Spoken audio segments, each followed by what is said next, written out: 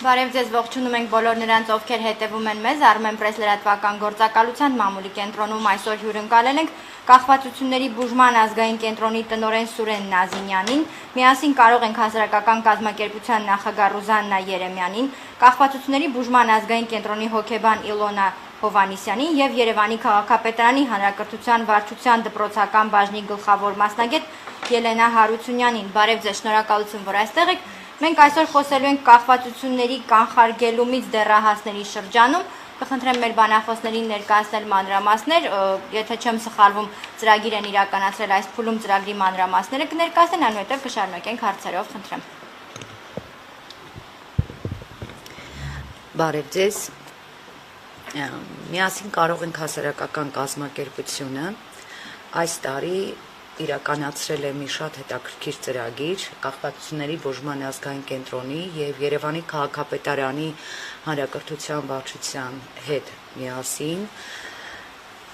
դպրոցներում մենք իրականացրել ենք իրազեկման դասընթացներ։ Դասընթացները կապված էին կախվածությունների կանխարգելման հետ եւ կոնկրետ դասընթացները իրականացվում էին ոչ թե երեխաների, այլ ծնողների եւ ուսուցիչների համար։ Խնդիրը կայանում է նրանում, որ հասարակության լայն շերտերը չեն առերեսվում իրականության հետ։ Հասարակությունը դժվարությամբ է ընդունում մի փաստ, որը կապված է կախվածությունների հետ եւ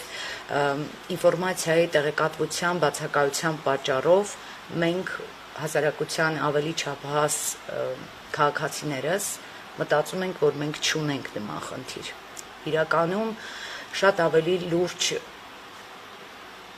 խնդիրներ ունենք այս ոլորտում, որովհետև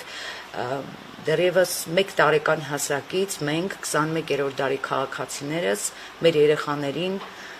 արհեստականորեն կապում ենք մի երևույթի հետ, որը կոչվում է սմարթֆոն, որը տանում է մեր երեխաներին դեպի անծայրածիր մի աշխարհ,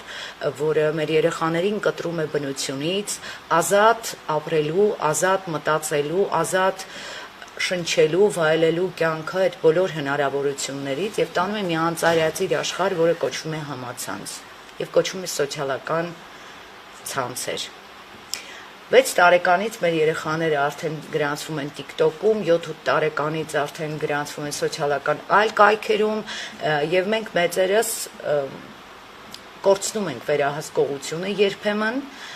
որտեղ են նրանք, ինչով են հետաքրքրվում, ինչ են տեսնում, ինչ են նայում, ինչ ինֆորմացիայի տեղեկատվության աղբյուրներ ունեն։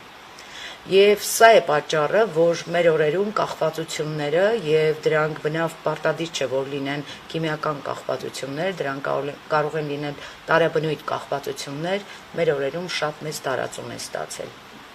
Իհարկե մեր հասարակական կազմակերպության թիրախը հենց քիմիական կախվածություններն են, որի մասին տեղեկատվություն մեզ տալիս են հենց սոցիալական կայքերը։ Սոցիալական կայքերը մեր լավագույն գործընկերներն են եւ մենք մեր ստացած տեղեկատվությամբ կիսվում ենք օրինապահ կամ իրավապահ այլ մարմինների հետ, քննարկում ենք մեր գործընկերների հետ, փորձում ենք գտնել լուծումներ։ Ես ուզում եմ շատ մեծ շնորհակալություն հայտնել կախվածությունների բուժման ազգային կենտրոնին ծրագրին շատ ակտիվ մասնակցելու համար եւ մասնավորապես իմ գործընկերոջը Իլոնա Հովանիսյանին, որովհետև որպես հոգեբան մենք միասին ենք իրականացրել այս ծրագրերը եւ Երևանի քաղաքապետարանի հանրակրթության վարչության պետին, պարոն Կարեն Սարգսյանին եւ իհարկե տիկին Ելենա Հարությունյանին իրենց այսպես գործուն միջամտության եւ սիրով համագործակցելու համար։ Այս ծրագրի շրջանակներում Երևան քաղաքի թվով 12 միջնակարգ կրթության միջնակարգ դպրոցներ ներգրավել են ծրագրում եւ միջին թվականակով 9000-ից ավել միայն ծնող տեղեկացվել է կախվածությունների մասին, որովհետև ծրագիրը եղել է եռաբաժին, առաջին բաժնում մենք ներկայացրել ենք ծնողներին համացանցում սոցիալական ցանցերում տիրող իրավիճակը, երկրորդ մասում տիկին Իլոնա Հովանիսյանը ներկայացրել է հոգեբանական կախվածության հոգեբանական կողմերը եւ իհարկե նաեւ կախվածությունների բուժման ազգային կենտրոնի սոցիալական աշխատող Մարիամ Մկրտչյանը ներկայացրել է, թե դպրոցներում ինչ գործառույթ ունի սոցիալական մանկավարժը եւ ինչպես կարող է ներազդել այս իրավիճակի վրա։ 9000 միայն ծնող տեղեկացվել է ծրագրի շրջանակներում կախվածությունների մասին, 750 վարչական եւ մանկավարժական աշխատող է տեղեկացվել իրավիճակի մասին եւ ծրագրերից հետո համացանցով մեր ստացած տեղեկատվությունը դպրոցներից մեզ հետ կապ պաշտպանած ուսուցիչների, ծնողների տրամադրած տեղեկատվությունը գալիս է ասելու, որ մենք ճիշտ ժամանակին դեռ մի բան էլ ուշացած ենք սկսել նմանօրինակ ծրագրերը, որովհետեւ ցավոք սրտի այսօր հանրակրթական դպրոցների ոչ բոլոր դպրոցներում կան հոգեբաններ, ոչ բոլոր դպրոցները ունեն սոցիալական մանկավարժներ եւ ոլորտը կարծես թե բաց է մնում։ Առայժմ այսքանը, մնացածը այո։ Երևի ներկայացնենք, թե այս տարիքի երեխաների շրջանում ինչպիսի միտումներ են վիճակագրություն։ Իրականում մեր կենտրոնի ստատիստիկ տվյալների համաձայն վիճակագրական տվյալներով մենք հաշվառված այս պայծրությամբ, բարեբախտաբար հաշվառված թմրամիջոցներից կախվածություն ունեցող երեխա կամ դեռահաս չկա, բայց նկատելի է, որ իրականում մի քիչ ավելի մեծ տարիքում, այսինքն հետ դպրոցական շրջանի կամ ուսանողության շրջանում, այսինքն խոսքը վերաբերում է 18-19-20 տարեկաններին, թմրամիջոցների գործածումը ցավալիորեն նկատելի է, որ իրականում ավելացել է։ Իհարկե, ես ուզում եմ նաև նշել, որ մեր վիճակագրական տվյալները չեն արտահայտում ամբողջական պատկեր, դա պայմանավորված է նրանով, որ շատերը խուսափում են դիմել ուղղակի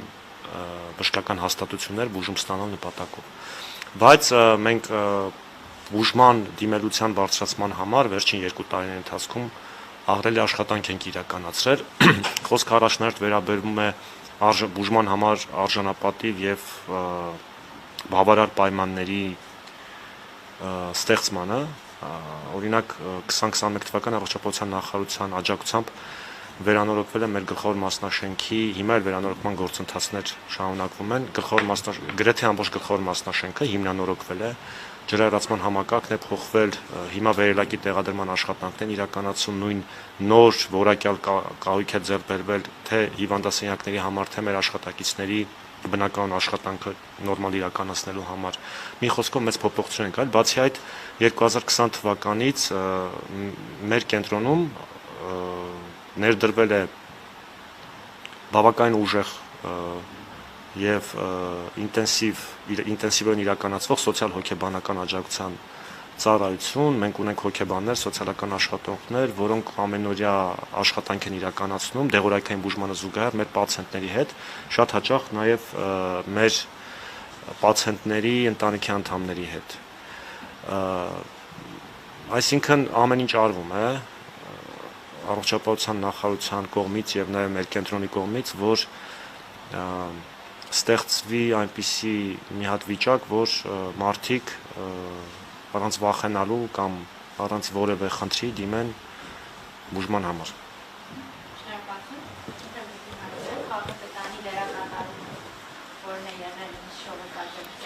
Շատ լավ, նախ եւ առաջ ուզում եմ նշել, որ քաղաքապետարանի աշխատակազմի հանրակրթության վարչությունը 2021 թվականին իր ծրագրային ուղղությունները երբ որ մշակում էր գործողությունների, որպես թիրախային ուղղություն վերցրեց նաեւ հանրային առողջությունը։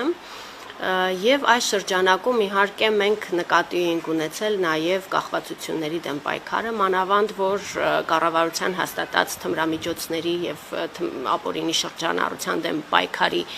ծրագրի շրջանակում վերապահված գործողություններ ունեինք, մեզ վերապահված, որն էր, որ պետք է անցկացվեին սեմինարներ, դասընթացներ սովորողների, ուսուցիչների շրջանում, ինչպես նաև ծնողների շրջանում։ Այս առումով մեծ էր մեր ուրախությունը, երբ որ մեր գործընկեր միասին կարող ենք հասարակական կազմակերպությունից եղավ առաջարկ համագործակցության։ Երբ որ հասարակական կազմակերպության ներկայացուցիչը Տիկին Ռուզաննա Երեմյանը ներկայացրեց այն իրավիճակը, որ կա Հայաստանի Հանրապետությունում, մասնավորապես հանրակրթական դպրոցների սովորողների շրջանում, ճիշտն ասած, մեզ համար շատ շոկային էին այն վիճակագրությունը, որ ներկայացվեց, եւ մենք հասկացանք, որ իսկապես պետք է գործուն քայլեր ձեռնարկել այս ուղղությամբ, եւ առաջին պայմանավորվածությունը, որ եղավ, 12 միջնակարգ դպրոցներում, որոնք որ քաղաքապետարանի ենթակայությանն էին, իսկ 12-ը այն դպրոցներն են, որտեղ որ նաև գործում են ավագ դասարաններ, մենք որոշեցինք ծրագիրը մեկնարկել հենց այս դպրոցներում։ Մենք նախ առաջինը, որ սկսեցինք, հանդիպումներ տվյալ դպրոցների տնօրենների հետ եւ նրանց իրազեկումը։ Նույն ձևաչափով ինչ որ հաջորդիվ եղավ դպրոցներում, եղավ դասընթաց տնօրենների համար, նույն իրավիճակը դպրոցների տնօրենների շրջանում էր, երբ որ իրենք ծանոթացան ներկայացված տվյալներին, վիճակագրական տվյալներին, իրենք եւս առլևս նախանձախնդիր էին, որ իրենց դպրոցում կազմակերպվի դասընթացը։ Հաջորդիվ կազմված ժամանակացույցի համաձայն ապրիլ, մայիս, հունիս ամիսներին եղան այս հանդիպումները եւ յուրաքանչյուր դպրոցում հրավիրվում էին հանդիպումներ, որոնց մասնակցում էին ինչպես տվյալ դասարանների, այսինքն 9-ից 12-րդ դասարանների սովորողների ծնողները, այնպես էլ այդ դասարանում դասավանդող բոլոր ուսուցիչները։ Ուսուցիչներ իհարկե, եթե այնտեղ կային աջակցող խմբի մանկավարժներ, դրանք հոգեբան կլինեին, սոցիալական աշխատող, փոխտնօրեններ, նրանք նույնպես մասնակցել են հանդիպումներին։ Ինչ հաջորդիվ առիթ կունենա Տիկին Երեմյանը ներկայացնելու, որ հանդիպումների արդյունքում ինչքան զանգերը շատացել էին անհատական, երբ որ կոնտակտ էր փոխանցվել, եթե հանդիպումների ընթացքում արդեն ակնադիտական առումով մեզ համար պարզ էր, որ հետաքրքրությունը բավականին մեծ է եւ նույնականացում էր գնում արդեն մասնակիցների շրջանում, որովհետև երբ որ ներկայացվում էին որոշակի փաստեր, մարդիկ սկսում էին անդրադառնալ իրենց աշակերտների, իրենց զավակների վարքագծին եւ այլն, մենք զգում էինք, որ հետաքրքրություն կա, բայց եթե անգամ այդ պահին կար այդ արգելքը, որ արտահայտվեին, ինչ որ բացվեին ավելի, հաջորդիվ իրենք կապ էին հաստատում արդեն անհատապես։ Մենք նաև այս փուլով, այսինքն մասնագետները հանդիպեցին միայն ծնողների, մանկավարժների հետ, ինչպես ասացի, եւ դպրոցի անձնակազմի, մենք մի քիչ խուսափեցինք հանդիպել սովորողների հետ, որպեսզի ավելի լավ հասկանանք, թե ինչ կերպ պետք է կառուցենք սովորողների հետ մեր զրույցը։ Բայց հետաքրքիր մեկ այլ նախաձեռնություն, որ էլի համատեղ մենք իրականացնում ենք հասարակական կազմակերպության հետ, դա նկարչական մրցույթն է, որը որ կրում է աշխարհն առանց կախվածությունների խորագիրը եւ երևի հաջորդիվ կներկայացվի ինչպես է լինելու ամփոփումը, ինչ էր արվում սովորողների հետ այս նախագծի շրջանակում, սովորողները նրանք, ովքեր որ ուզում էին մասնակցել նկարչական մրցույթին, հետաքրքրություն էին դրսևորում, նրանց առաջարկվում էր հասարակական կազմակերպության կողմից իրազեկման հանդիպում, այսինքն այդ սովորողներին տալիս էին ինֆորմացիա, ինչ է կախվածությունը, ինչպես պայքարել կախվածությունների դեմ, որպեսզի երեխաները նույնպես իրենց աշխատանքներում կարողանային որոշակիորեն կողմնորոշվել, նաև այդպիսով գիտելիք էր փոխանցվում իրենց կախվածությունների դեմ պայքարի։ Մեր հիմնական այս փուլում այսքանն է համագործակցությունը, մենք առիթ ենք ունենալու իհարկե բոլոր շահառու դպրոցների, տնօրենների, անձնակազմերի ներկայացուցիչների հետ ունենալ քննարկում, որպեսզի նաև այդ հետադարձ կապը ապահովենք եւ հասկանանք ինչ են իրենք ստացել այդ հանդիպման արդյունքում եւ ինչ կուզենային հաջորդիվ շտկել գուցե կամ հաջորդիվ զարգացնել համագործակցությունը ուղղությունները նախանշել եւ այդուհետ նաեւ մյուս տարվա համար կորոշենք մեր համագործակցության շրջանակը կարծում եմ։ Ես ճիշտ հասկացա, այս փուլում միայն Երևանում եք անցկացրել այդ հանդիպումները եւ աշակերտների մասին Առաջին փուլում այո, անցկացրել ենք ուսուցիչների եւ ծնողների համար, աշակերտների համար երբեմն հակագովազդը նաեւ գովազդը սկզբունքը այս պարագայում կիրառելով հասկացանք, որ նախ առաջինը պետք է իրազեկել ծնողներին, նախ առաջինը պետք է խոսել մեծերի հետ, ներկայացնել իրավիճակը, փորձել գտնել լուծումներ, տալ բավարար գիտելիքներ իդենտիֆիկացնելու այն երեխաներին, որոնք կարող են խնդիր ունենալ հետագայում կամ ունեն տվյալ պահին։ Իսկ երեխաների հետ աշխատանքը պիտի հիմնված լինի, հիմա իմ գործընկերը կասի, վստահ եմ բոլորովին այլ սկզբունքների վրա, որովհետև կա տեղեկատվություն, որ դու կարող ես կիսվել ծնողի հետ եւ խոսել դրա մասին բարձրաձայն, երբ որ դիմացդ նստած են չափահաս մարդիկ եւ կա տեղեկատվություն, որի մասին դու իրավունք չունես խոսելու երեխաների հետ։ Այդ սկզբունքը պահելով մենք առաջին ծրագիր իրականացրել ենք միայն մեծերի համար։ Ինչ վերաբերում է ցուցահանդեսին, այո, շնորհակալություն Երևանի քաղաքապետարանի հանրակրթության վարչության, որը շատ մեծ այսպես սիրով միացավ մեր նախաձեռնությանը։ Մենք Երևան քաղաքի տարբեր հանրակրթական մշակութային դպրոցներում եւ նաեւ մարզերից շատ մեծ ուրեմն մասնակցության հայտեր են ունեցել մշակութային կրթության աջակցության հիմնադրամի այսպես հետ գործընկերության արդյունքում շատ հազարավոր երեխաներ լսեցին կախվածության մասին, խոսեցին կախվածության մասին, նկարեցին, ստեղծագործեցին կախվածության մասին։ Դա ընդհանրապես ոչ այսպես տեղայնացնելով, ոչ երեխային ասելով, թե կոնկրետ որ կախվածությունը ինչ է եւ այլն, ընդհանուր կախվածության մասին, որովհետեւ երբ որ երեխան սկսում է մտածել որոշակի երևույթների մասին, ինքը նաեւ իր ներսն է նայում։ Այստեղ խնդիրը դա էր։ Իսկ մնացած ուրեմն համագործակցության առաջարկը մենք սիրով Երևանի քաղաքապետարանի հետ կիրականացնենք նաեւ այլ ծրագրեր, ինչպես նաեւ կախվածությունների բուժման ազգային կենտրոնի հետ, որովհետեւ առանց հմուտ պրոֆեսիոնալ մասնագետների, առանց մասնագետների, ովքեր տիրապետում են ամբողջ դաշտը, գիտեն ինչպես հաղորդակցվել հոգեբաններից սկսած մինչև բժիշկները, մենք առանց նրանց օգնության իհարկե այս մակարդակի ծրագիր իրականացնել չէինք կարող։ Նշվեց, որ վիճակագրությունը եւ ներկայացվեց զարմացած ենք, թե իրենք թե դպրոցի տնօրինությունը եւ այլն, վիճակագրությունը բացառապես թմրամիջոցներին է վերաբերում, ինչ պատկերն է։ Կախվածություններին, մասնավորապես թմրանյութերի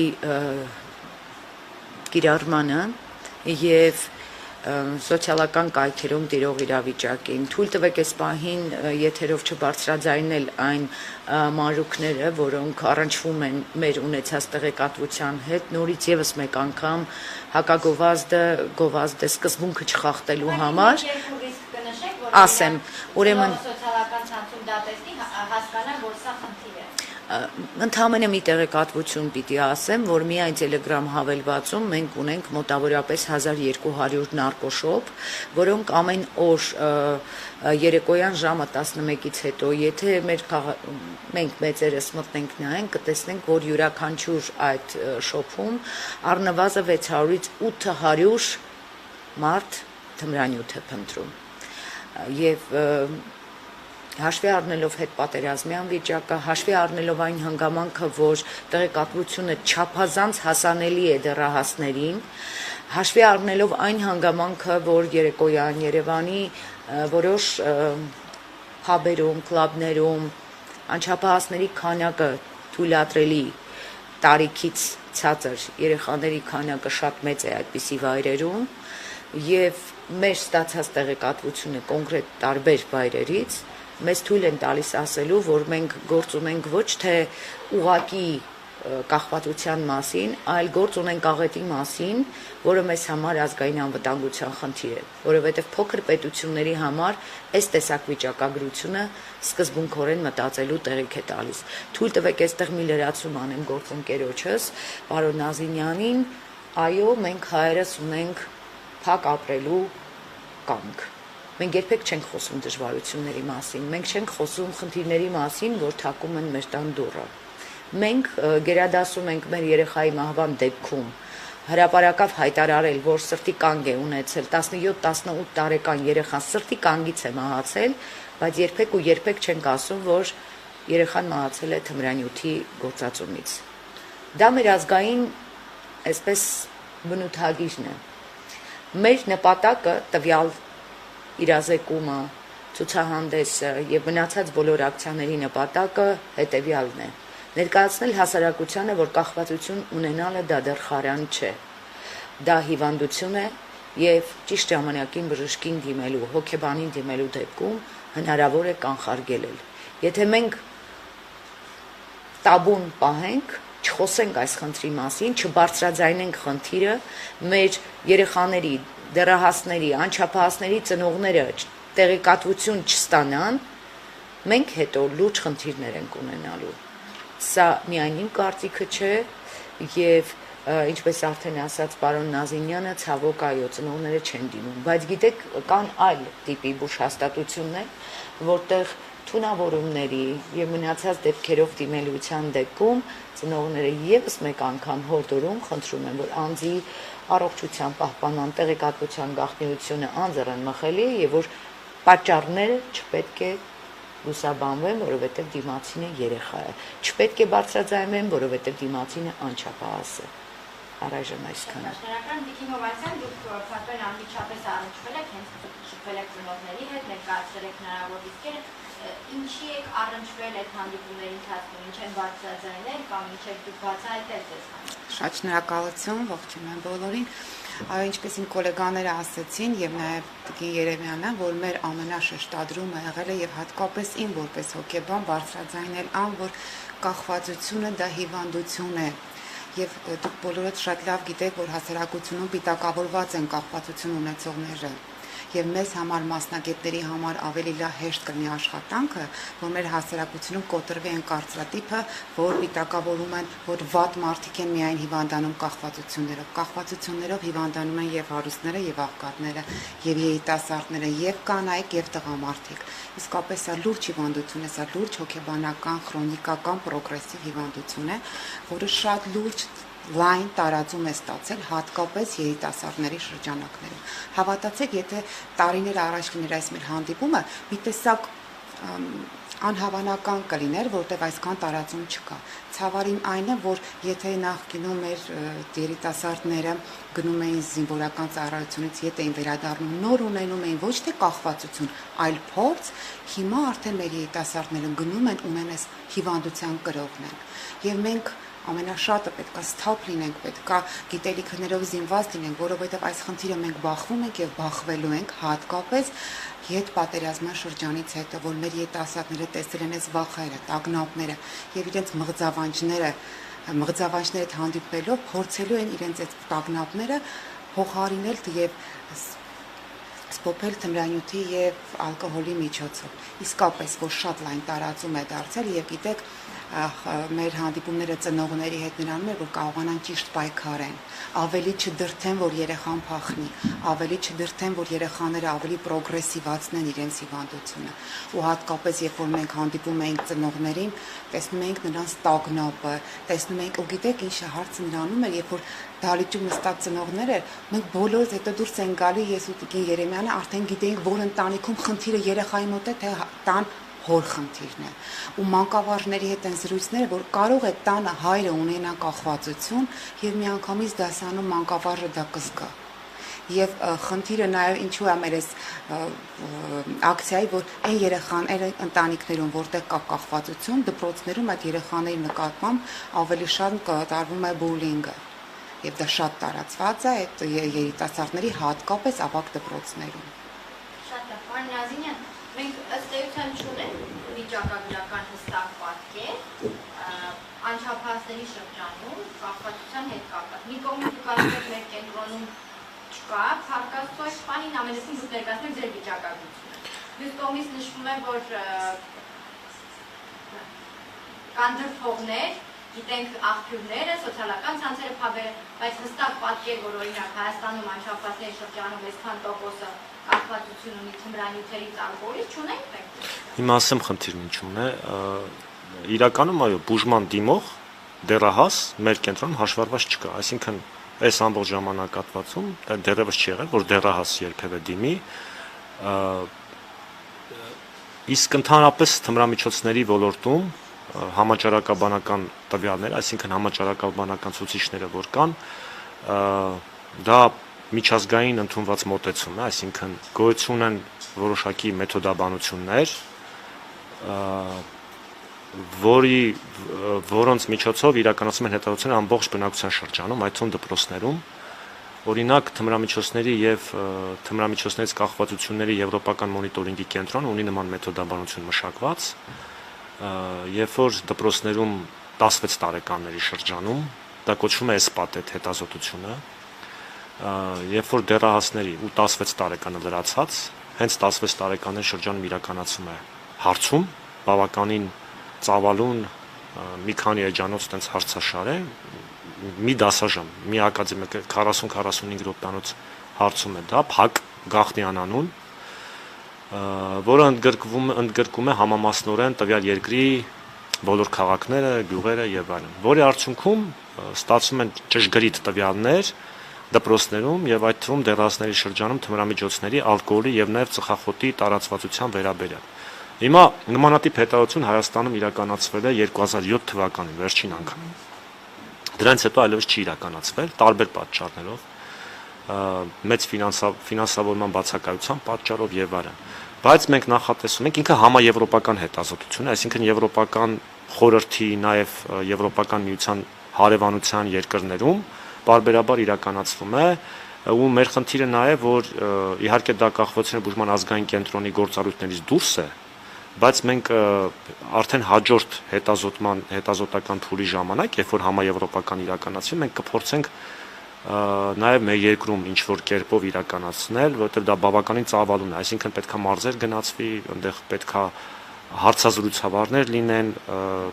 մասնագիտացված տվյալների մշակման խնդիր կա եւ այլն։ Այսինքն ու դա ընդհանուր առմամբ ասեմ 2-3 ամիս տևող հետազոտություն է, դա բավականին բարդ է իրականացնել։ Դա 2007-ի տվյալներով բավականին քիչ էր տարածվածությունը, այսինքն այնտեղ կար 0.2% գործածել էին, ասենք հերոին 0.2%, մինչև 1% էլի մարիխուանայի գործածման փորձ էին ունեցել, բայց կարծեմ եթե հիմա իրականացվի հետազոտություն, այդ թվերը հաստատ չեն լինի։ Խոսքը գնում է 16 տարեկաների մասին, որոնք արդեն նոր կյանք մտնող երիտասարդներ են ու շատ բաներ, ոնց որ Տիկին Երեմյանը նշեց, մեր գոլեգաները նշեցին, խոսքը հենց համացանցի միջոցով կամ նույն այդ մեսենջերների հնարավոր մուտնա, որ 2007 թվականին հաստատ չի եղել։ Այսինքն այն ժամանակ մեսենջերներ չկան ու երիտասարդին դա հասանելի չէր։ Իսկ հիմա արդեն բավականին ցածր տարիքից երեխաներին հասանել են, թե սոցիալական ցանցի են։ Այսինքն ես ավելի քան վստահ եմ, որ եթե նման հետազոտություն հենց հիմա իրականացվի,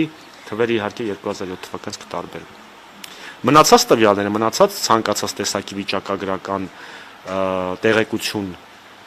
որը չունի գիտականորեն մշակված, միջազգային ընդունված մեթոդաբանություն, երբևէ աշխարհի կամ միջազգային որևէ կազմակերպության, այդ թվում մասնագետների կողմից արժանահավատ չեն լինում։ Իսկ կոնկրետ SPATE-ը ինքը հստակ մեթոդաբանություն ունեցող հետազոտություն է։ Որ ասի հերոին ամբողջ 2%, դա միայն հերոինի գծով եք ասում, իսկ ընդհանուր ունեք թե անշապատների շրջանում քանի տոկոս։ Ոչ, հետազոտությունը իրականացում է կոնկրետ խմբերի թմրամիջոցների մասով։ Այդ թվում ալկոհոլի, այսինքն ալկոհոլ, հոգեներգործուն նյութեր, այդ թվում մենակ թմրամիջոցներ չէ, այսինքն հոգեներգործուն այլ նյութեր, որոնք ելի բնակության շրջանում կամ աշխարհում չարաշահվում են, օրինակ բենզոդիազեպինային տրանկվիլիզատորներ, որոնք ելի չարաշահվում են, կամ ասենք այլ նեյրոլեպտիկներ կամ օրինակ ցնորացին որոշակի նյութեր, որոնք թմրամիջոցների չեն դասակարգվում որպես թմրամիջոց, բայց իրանք հոգեներգործուն ազդեցություն են եւ ունեն կախվածություն առաջացնելու պոտենցիալ։ Այսինքն իրականացում են խմբերով։ Սովորողը ինքը պատասխանում է ըստ խմբերի։ Իսկ ամենաբարձր վիրահատությունը Իհարկե մարիխուանան է։ Ավանդաբար Հայաստանում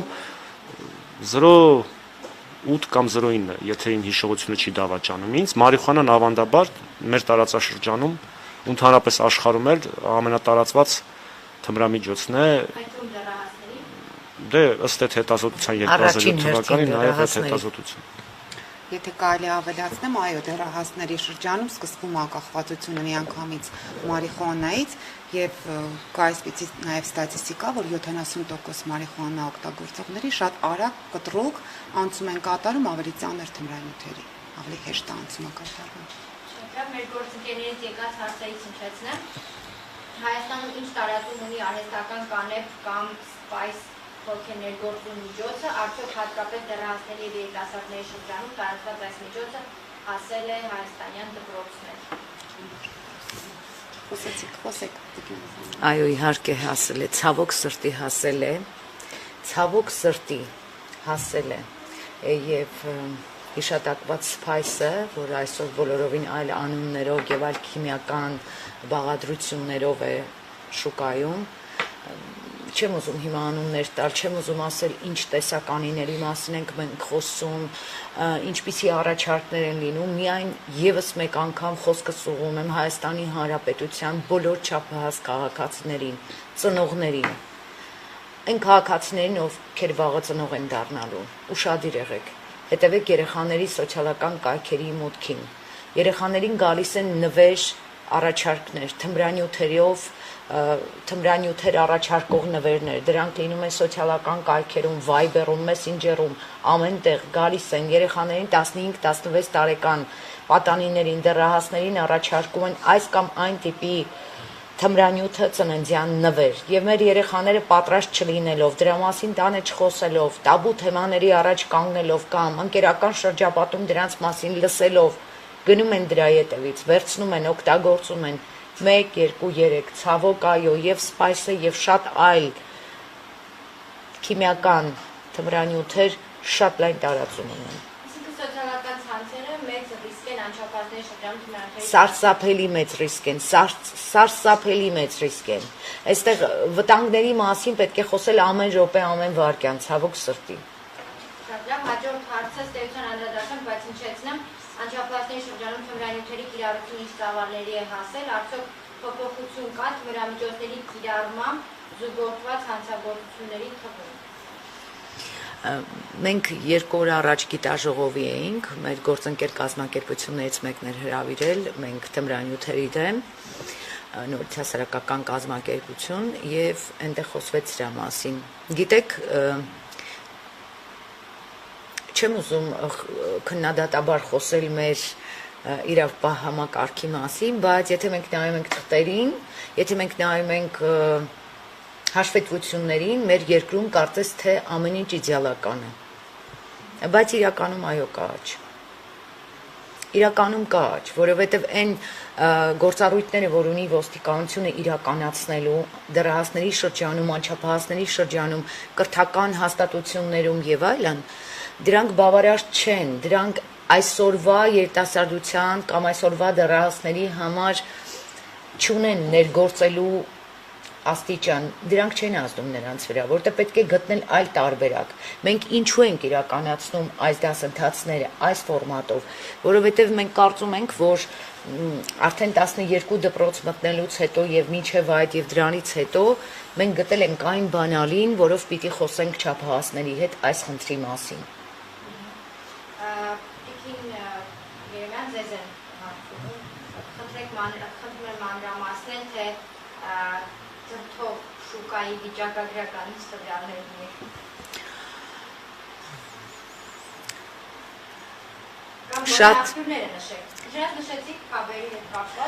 Շատ են հարգելի ծնողներ, սիրելի չափահասներ, Telegram հավելվածում գործում է 1200 նարկոշոփ, Instagram-ում գործում են բազմաթիվ նարկոշոփեր,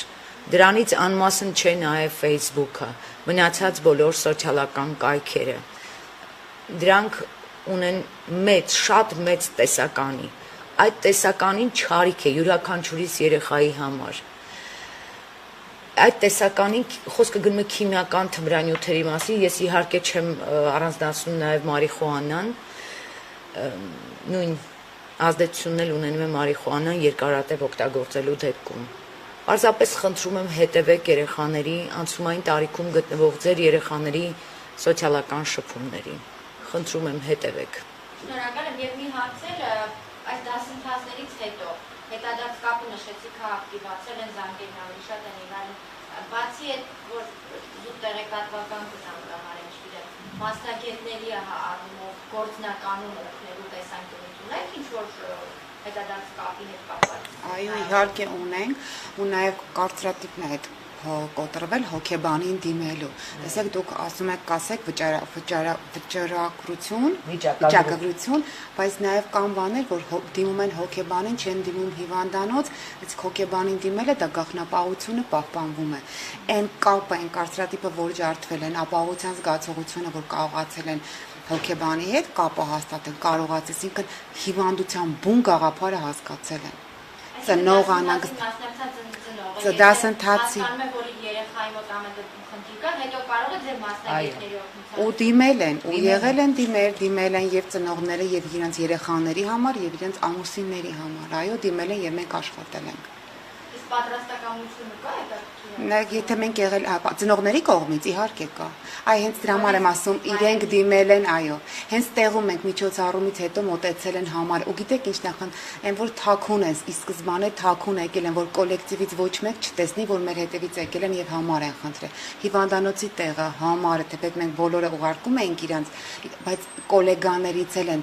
թաքցնում։ Խնդիրը իսկապես մեզ հասարակությունում մի տեսակ ամոթ է, որ ունեն ստանը կախվածություն ունեցող, որովհետեւ կա այդ կարծրատիպը, որ սա պիտակավորված մարդու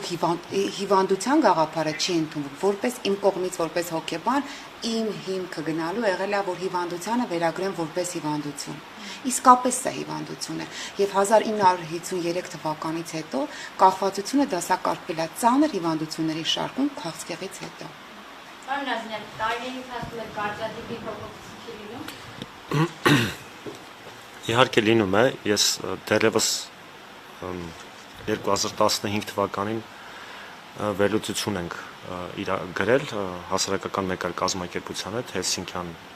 Վանաձորի Հելսինկյան ասոցիացիայի հետ, որտեղ մի ամբողջ գլուխ նվիրված է